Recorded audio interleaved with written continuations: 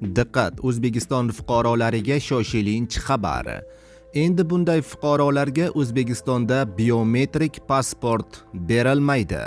Barcha fuqarolar tezda xabardor bo'ling.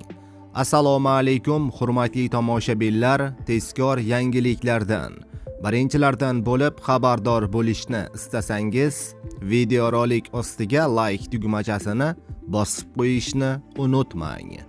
Diqqat qiling. Deportatsiya qilingan fuqarolarga 2 yil mobaynida xorijga chiqish pasporti berilmaydi.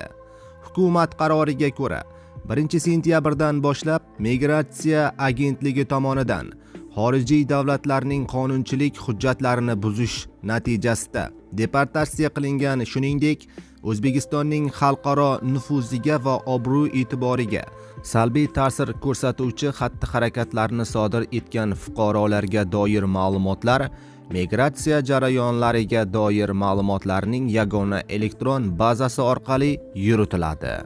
Hujjat bilan readmissiya qilingan fuqarolarga 2 yil davomida xorijga chiqish biometrik pasporti berish bo'yicha davlat xizmati ko'rsatilmaydi.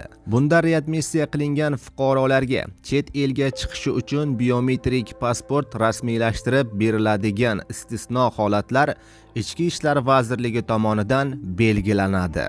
Agar biror o'zbekistonlik fuqaro chet elda qonuniy qolgan, vizasi tugagan, deportatsiya qilingan shaxs O'zbekiston tomonidan qabul qilinadi.